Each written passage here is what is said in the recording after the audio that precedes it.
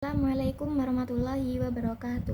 Perkenalkan, saya Aura Adriana Novia dari kelas 2D dengan NIM 243111138. Di sini saya akan menjelaskan pengertian tarbiyah, taklim, dan tadris. Yang pertama, pengertian tarbiyah. Tarbiyah adalah konsep pendidikan Islam yang bertujuan untuk membentuk karakteristik manusia sesuai berdasarkan dengan Al-Quran dan Sunnah. Dalam tafsir Tarbawi, tarbiyah tidak hanya sekedar transfer ilmu, melainkan juga pembinaan akhlak, spiritual, dan intelektual agar manusia berkembang sesuai dengan nilai-nilai Islam. Dan yang kedua ada pengertian taklim.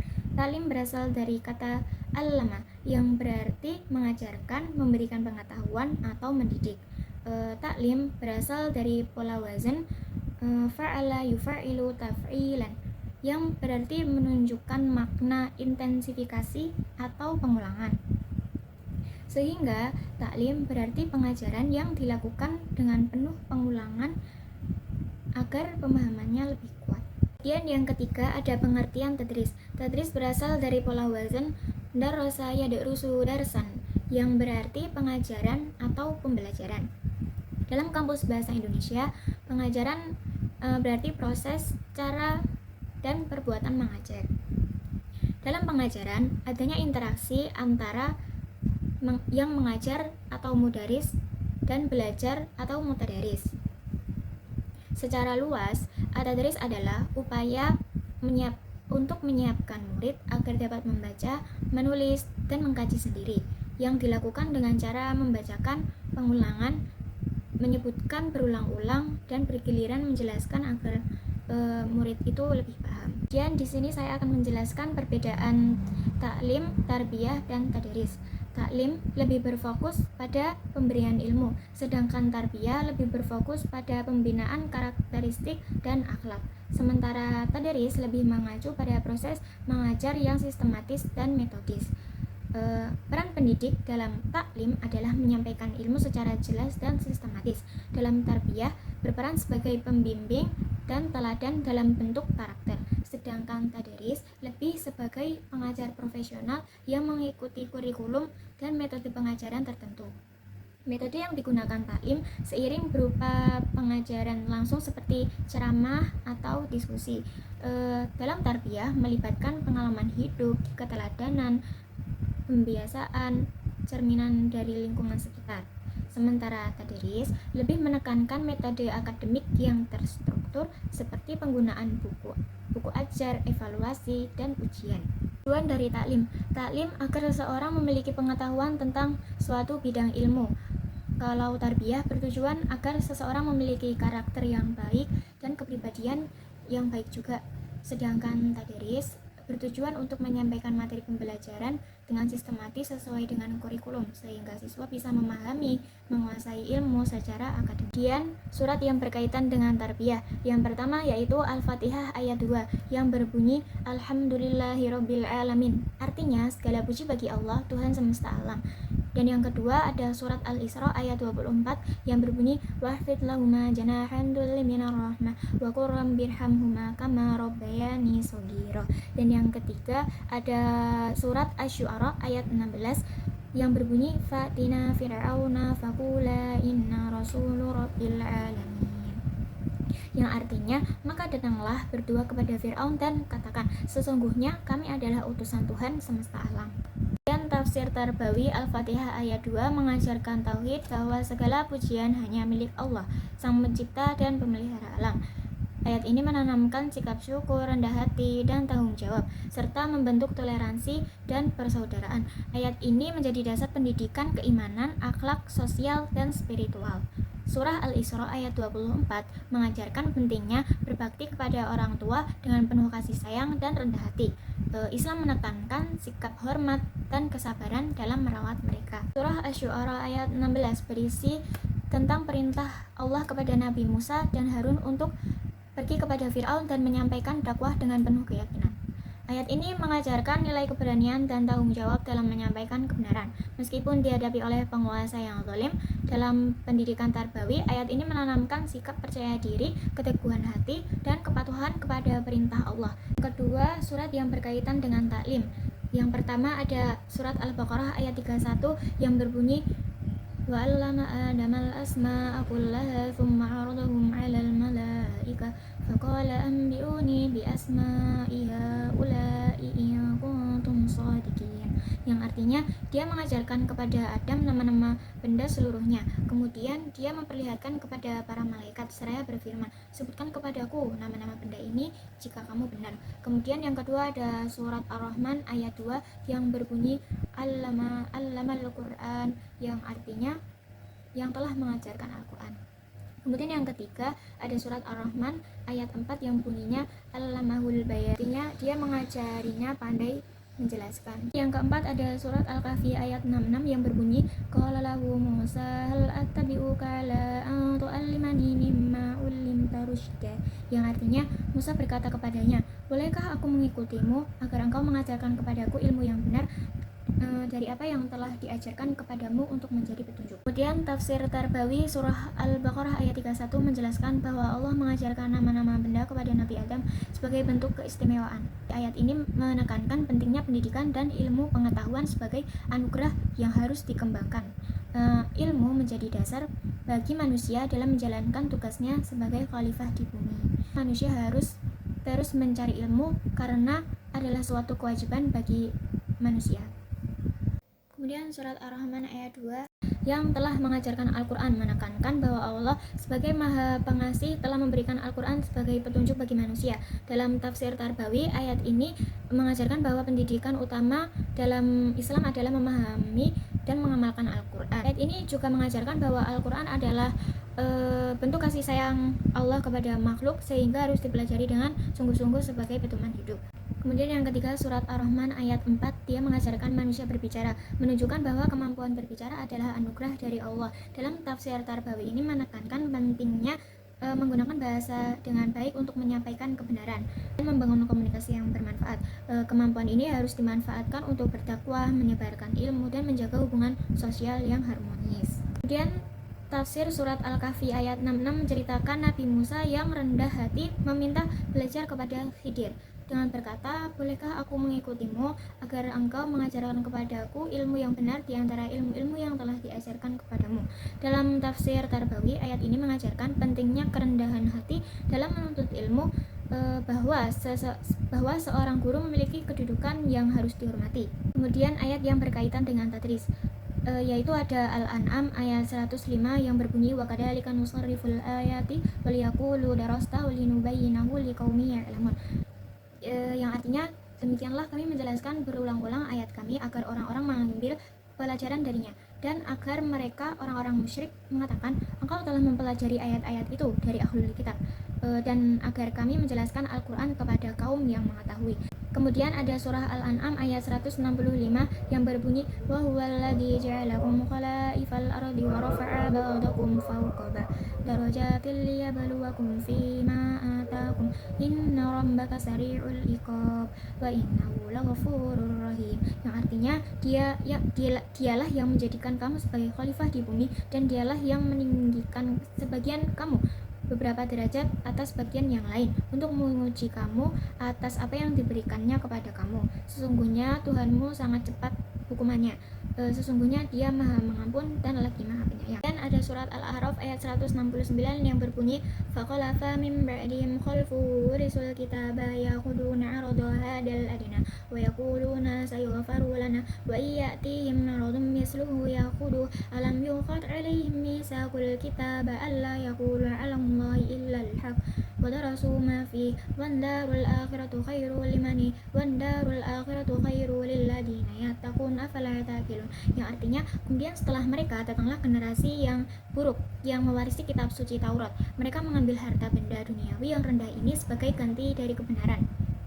Lalu mereka berkata, kami akan diampuni jika nanti harta benda duniawi datang kepada mereka sebanyak itu. Niscaya mereka akan mengambilnya juga. Bukankah mereka sudah terikat dalam perjanjian kitab suci atau Taurat bahwa mereka tidak akan mengatakan kepada Allah kecuali yang benar, dan mereka pun telah mempelajari apa yang tersebut di dalamnya.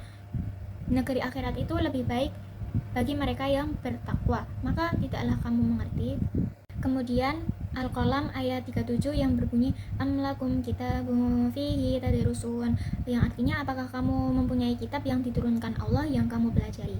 Kemudian Soba ayat 44 yang berbunyi wa ma atainahum min kutubi yadrusunaha wa ma arsalna ilaihim qablaka min nadir, yang artinya tidaklah kami memberikan kepada mereka kitab apapun yang mereka pelajari, dan tidak pula kami utus seorang pemberi peringatan kepada mereka sebelum engkau Nabi Muhammad. Tafsir Tarbawi dalam surah Al-An'am ayat 105 yaitu dalam belajar dan pembelajaran seorang guru harus mengetahui sumber-sumber pembelajaran yang benar. Dan yang kedua, dalam tafsiran surat Al-An'am ayat 165 yaitu menegaskan bahwa hubungan manusia dengan Tuhan dan sesama serta amal perbuatan. Sejarah menunjukkan bahwa permusuhan di antara manusia tetap terjadi meskipun mereka bersaudara. Allah menjadikan manusia sebagai khalifah di bumi, mengangkat derajat sebagian dari mereka untuk menguji bagaimana mereka menyikapi karunia-Nya. Penguasa diuji keadilannya, orang kaya diuji dalam membelanjakan hartanya, dan orang miskin diuji kesabarannya. Oleh karena itu, manusia tidak boleh iri atau dengki karena semua pemberian Allah adalah ujian yang akan mendapatkan balasan di dunia maupun di akhirat. Kemudian yang ketiga, tafsiran dalam surat Al-A'raf ayat 169 yaitu dapat diambil kesimpulan yang terdapat pada kalimat padahal mereka juga sudah mempelajari apa yang ada di dalam kitab Taurat, tetapi kenyataan mereka telah melanggar tuntunan yang ada. Jadi generasi-generasi baru sebagai murid yang terdapat pada ayat ini meskipun mempelajari, mereka harus bisa mengetahui, mengingat, memahami, dan mengamalkan dalam kehidupan sehari-hari dengan yang dilakukan oleh generasi sebelumnya. Dan generasi lama sebagai guru harus menjelaskan dan memberikan contoh yang baik dengan tuntunan yang ada dalam kehidupan sehari-hari dengan tujuan mencari ridho Allah. Kemudian tafsiran surat Al-Qalam ayat 37 yaitu tadarusun, yang berarti meneliti sesuatu yang diambil manfaatnya. Dalam konteks ini, tadarusun merujuk pada pembahasan dan mendiskusikan kitab suci untuk memahami isinya. Ayat ini menegaskan bahwa orang-orang musyrik Mekah tidak memiliki kitab suci yang mereka pelajari. Bahkan jika mereka memilikinya, mereka tidak akan membacanya karena mereka buta huruf. Kemudian tafsiran surah Soba ayat 44 yaitu sebelumnya Allah tidak pernah menurunkan kepada bangsa Arab kitab suci yang dapat mereka pelajari.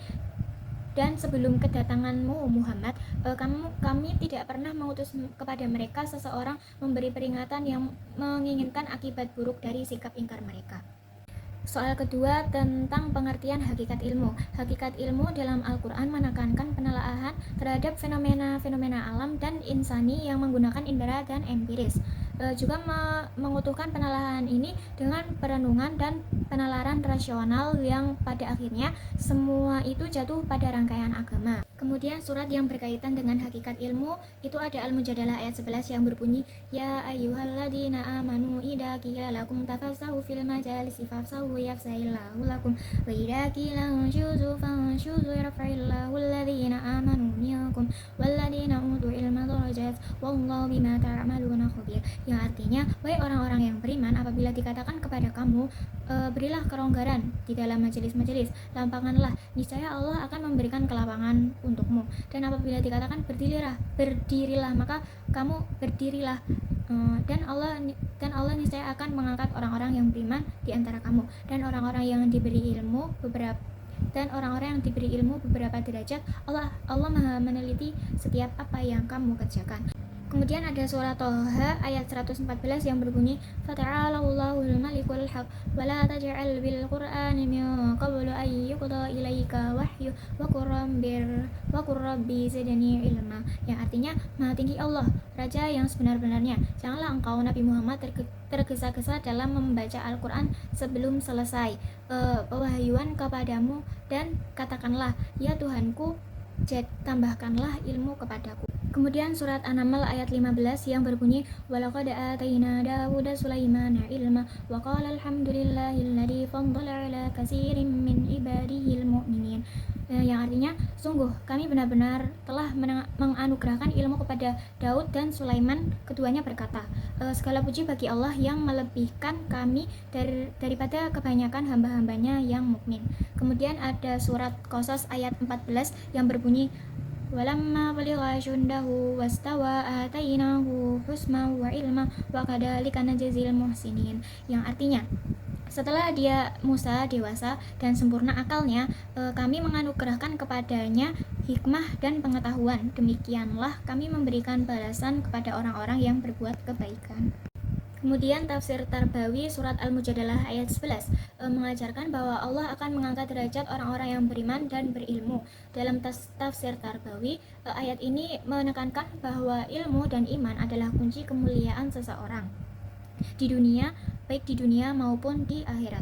Selain itu, ayat ini juga mengajarkan pentingnya adab di dalam majelis ilmu, seperti memberikan ruang bagi orang lain dan menghormati sesama pencari ilmu. Kemudian tafsiran surah Thaha ayat 114 menegaskan bahwa Allah adalah Maha Tinggi dan Maha Benar, serta mengajarkan Nabi Muhammad untuk tidak tergesa-gesa dalam menerima wahyu sebelum disempurnakan. Dalam tafsir Tarbawi, ayat ini mengajarkan kesabaran dalam menuntut ilmu, karena pemahaman yang benar memerlukan waktu dan proses. Ayat ini menegaskan bahwa ilmu berasal dari Allah, sehingga manusia harus selalu rendah hati dan berdoa agar diberi kepemahaman yang baik. Dan kemudian tafsiran surat An-Naml ayat 15 menceritakan bahwa Allah menganugerahkan ilmu kepada Nabi Daud dan Sulaiman. Mereka bersyukur atas karunia tersebut. Dalam tafsir Tarbawi, ayat ini menekankan bahwa ilmu adalah anugerah yang harus disyukuri dan digunakan untuk kebaikan. Ayat ini juga mengajarkan bahwa ilmu dan keimanan harus berjalan seiring, karena ilmu tanpa iman bisa disalahgunakan, sementara iman tanpa ilmu adalah menyesatkan.